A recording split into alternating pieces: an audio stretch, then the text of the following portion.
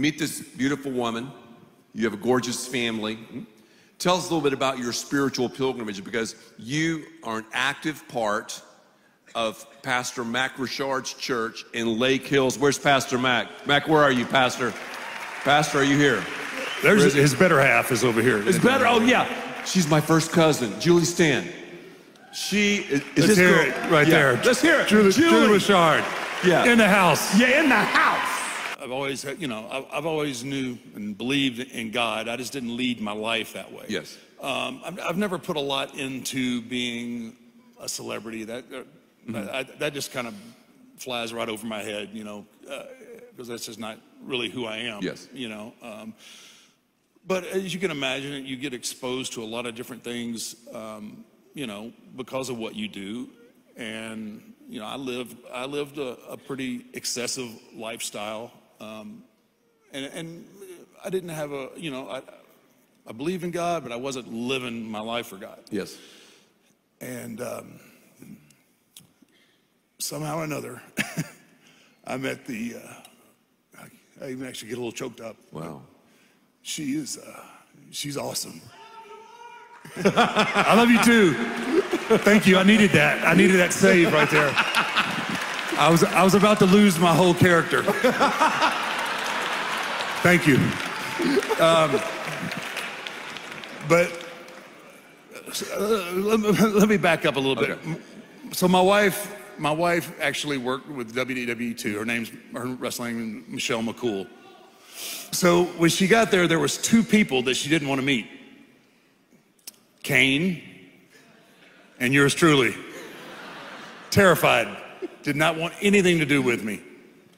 And it was funny because she has this unbelievable work ethic, So she would get to the arenas early and try and get around, some of our producers, our agents, and not in the sense that you would think agents, like not like, I'm going to make this deal for you. They ran our non-televised events. So, but they were all really good hands and good wrestlers through their careers, and now they work behind the scenes. So she would pick their brains and try and get them to get in the ring and work with her. And it just caught my eye because I was like, no, you never cross over that line. And I always told guys, you don't date people that you work with, and this is not going to work. I said it for years, and then I broke my own motto. But anyway, so I ended up getting to know her, and I was just like, wow, she's really passionate about this, and you could tell that she was genuinely, this is what she was wanting to do. It wasn't a stair step to Hollywood or anything else. This is her, she was passionate. And so, finally, after a long time of her chasing me around, I was like, not true at all. Finally, she realized that I was not Satan, and so we ended up, we ended up dating, and eventually she was living in Florida, and then she comes to Austin, and she started going to Lake Hills first, and I was like, okay, go, I'll be here when you get home. Just, go ahead and do your thing. So she says, would you please just come to church with me one time? I'm like, babe, look, I'm going to walk in there and the rafters are going to start shaking. And I believe in God. I'm good. Just, I don't want to, it's not going to work. But she was very persistent, and she wanted me to be the man that I could be. And that has nothing to do with being the Undertaker. That's right. And so I went, and it was just the perfect circumstance at the perfect time. She pushed me, and I went reluctantly, but once I got there, and I grew up Catholic, and so I'm thinking to myself, man, I don't want to kneel, I don't want to get down on the pew. After 17 surgeries, you can figure my body doesn't really feel good all the time. So I'm like, so there were no pews, there were no, I didn't know, there was no kneeling and everything.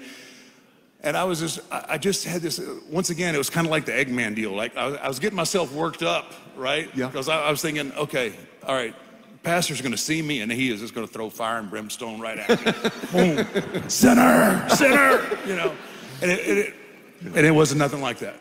Mac and Julie and his family, they were really awesome. And it was more like of a conversation, you know. Mm-hmm. And I found myself from being, you know, kind of tense and pensive to kind of leaning in and like, wow, this is pretty cool. Yeah. Wow. And that started my journey. Yes. Back to leading my life the way I should. Yes. And isn't that great? Thank you.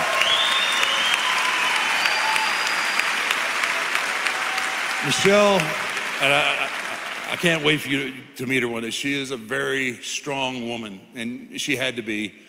And she's the one that put me in the right place for me to get my life back on track again to what really matters. And obviously I'm forever indebted just for that. And not even counting how, she's an awesome mom, and, she actually just did her mobile loaves and fish training. So she's awesome. She brings the best out of me. And you were telling me too when we've talked, it's so interesting and just to hear what an amazing testimony of someone bringing you to church, of course, someone you love so much. And then I don't want to put words in your mouth, but I believe you were telling me like how you knew about God, but then that personal relationship, that was that trigger. Yeah, absolutely. That was, I wouldn't have been able to give you, I wouldn't be able to recite any kind of scripture whatsoever that first day. Yes, I knew there was, like I said, I was raised Catholic in a God-fearing home, but I just, all my brothers had to go to Catholic school and, taught by the nuns and their hands popped with the rulers and all that. I still hear it when I go home all the time about how rough they had it. But it was the start of me and my journey. Yes. and realizing that there was a whole nother part to life that I was missing out on. And I'm not perfect. Nor am I. No one's perfect. No one here is perfect, Mark. I get that. I mean, I'm still, I'm still in my process. Yes. I'm getting there, but I spend, I spend a lot more time these days reading my Bible and